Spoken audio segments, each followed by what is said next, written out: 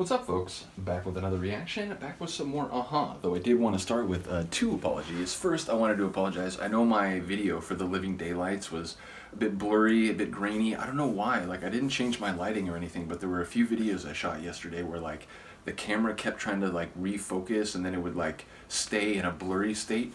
The video wasn't the worst. The Pet Shop Boys video, I, like, debated if I should even post it. But yeah, either way, it was a bit grainy. I do apologize. I tried to readjust the lighting. Hopefully it doesn't happen again. And I'd also like to apologize for not remembering that there was a Bond movie by that name. I think once people pointed that out, it's like, okay, because again, the one Bond era that I actually know a tiny bit is the Dalton era, which I think it was only 2 films, right? But I did see License to Kill in the theater, and I thought it was a cool movie. It didn't make me like, oh, I need to go and, you know, see all the older Bond movies and I need to follow the franchise as it goes forward. It's just not one that, like, I keyed into, which is funny because I do like espionage entertainment. You know, I like Tinker Tailor Soldier Spy, Smiley's People, the old miniseries. I love those. But for whatever reason, just Bond never resonated. So when I went to react to that tune, it wasn't in my head. And it's funny because I even said, like, oh, you know, Living Daylights, I've heard it used this way. Maybe there's another source or origin of the phrase. Obviously there was. But I did want to give a shout to the people who, you know, not only explained, you know, that it was used, also they explained that the tune was taken by the studio. And I forget the guy who composed the theme. A couple people mentioned it, but apparently he altered the track a little bit, and then he got like a 50% writing credit. And I think someone was saying, was it Floyd? Someone was saying the Boys were like, you know, that's not cool. Like, how, you know, you basically made a couple small changes to our song, but then you get like 50% credit for it. But either way, I do get that that would be a very, like, significant thing. You know, like Duran had written a tune that was used in the Bond franchise, so I get that, like, being selected, like, hey, you guys, we want you to write a tune for the Bond franchise. That's like a big thing.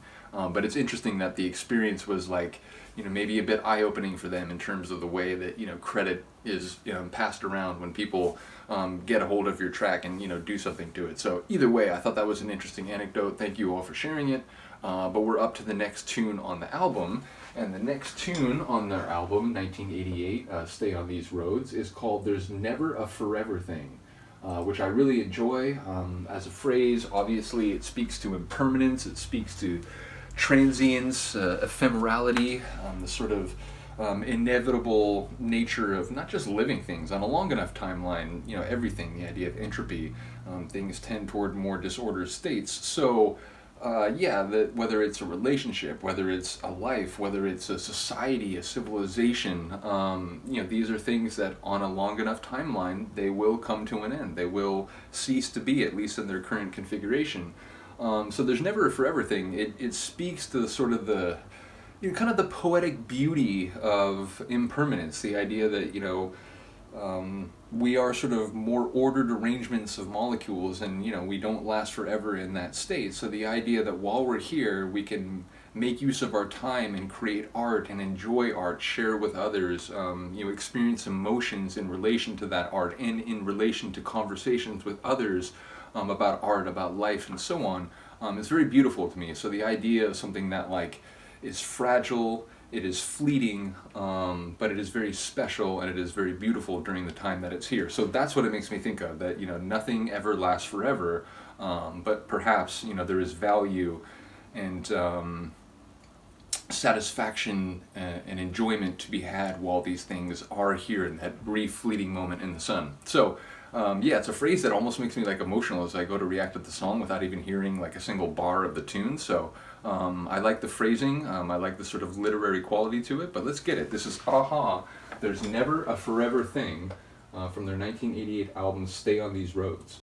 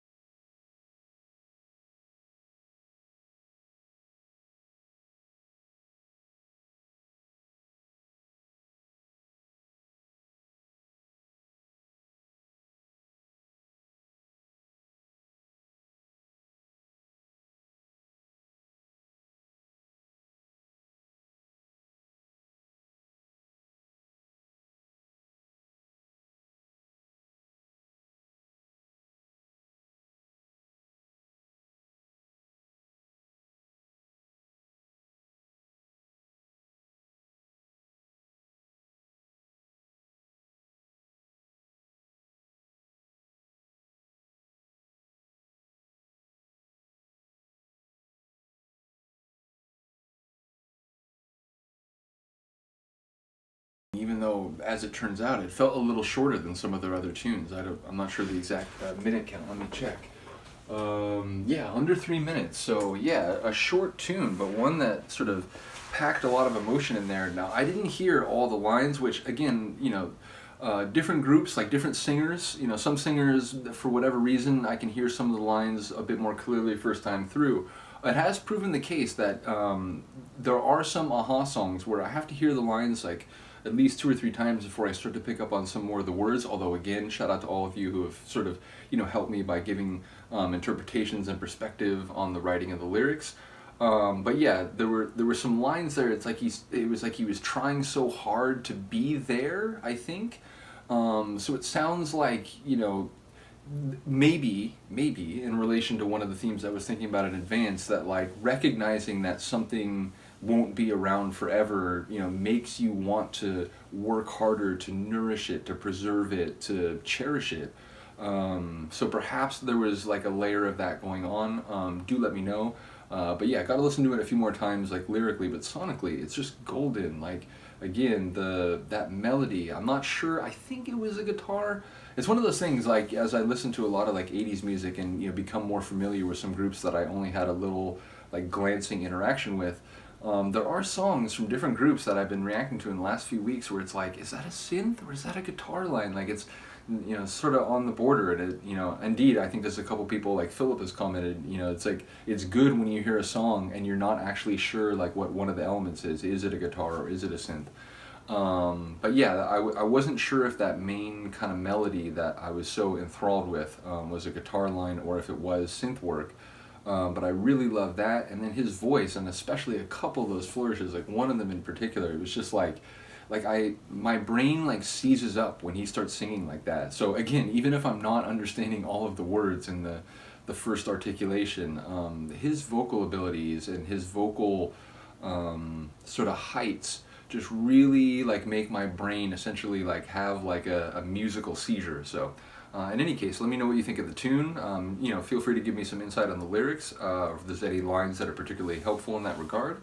But yeah, other than that, I will see you next time. Have a good one.